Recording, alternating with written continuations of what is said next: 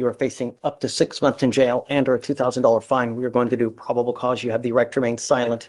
Anything you say can or will be used against you. You have the right to have an attorney present. If you cannot afford one, one will be appointed to you, sir. Yes, Judge.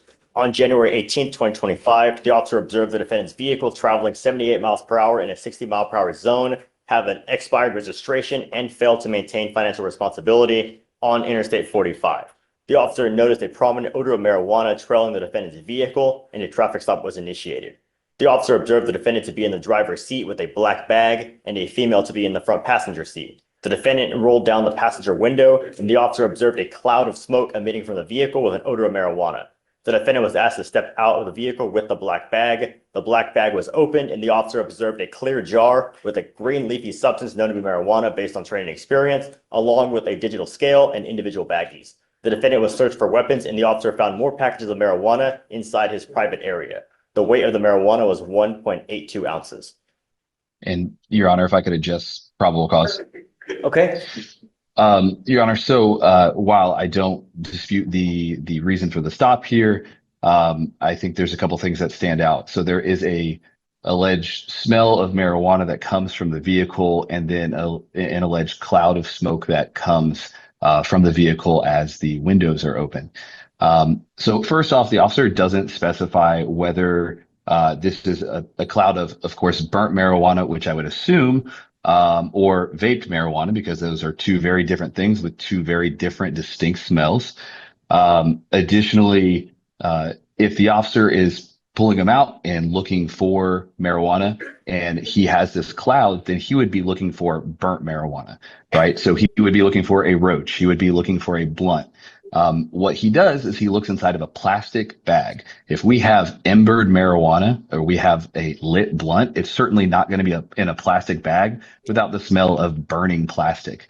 Additionally, the marijuana that is found in the bag is in a sealed glass jar container, something that would not emanate a smell because a glass jar is essentially smell proof. In this instance, I think we have an officer who went too far with the search, because we have Mr. Jackson here who did not admit to possessing marijuana, did not admit to this being marijuana. The statute, of course, requires that this has to be marijuana, and we know we have the issues, of course, with the hemp bill. But Your Honor, if you're not aware, you can go into any head shop, purchase flowered hemp, open it, and it smells, looks, everything about it is identical. I understand, to and that, marijuana. yes, I agree with you for a beyond a reasonable doubt standard, but here, this is just mere probable cause, right? There's a good stop, goes to the car, smells marijuana, there's a plume of smoke that comes out. Not only that, Sean, he signed an affidavit that he wasn't going to drive. He's not supposed to be driving regardless. And I get the driving aspect of it, but I don't see how a cloud of marijuana from burnt marijuana gets you inside of a plastic bag. At that point, it becomes a fishing expedition as opposed to looking for the actual contraband, which he suspects that would be in the vehicle. I don't know. I mean, I think that there's certainly enough to go forward. Beyond a reasonable doubt, I don't know. But this is just a probable cause standard, which is the low stand, you know? So I understand. I'm going to find that there's probable cause to go forward with your case, Mr. Jackson. I ordered you not to drive. He's a driver in this car? Yes, Judge. Okay. I'm now revoking your bond. Goes with you. Sorry, Sean, but you know, he promised us he's not going to drive. He signed an affidavit. He knows. He knew. And Your Honor, will a new bond be set? And if so, can we get that amount set? So I'll leave the first bond as is. The first case, I'm going to do it at 5,001. Okay. So first case 5,001, and then the new case, of course, I'll would be leave bonded the out first as. one or the second one as is, though. Which case number?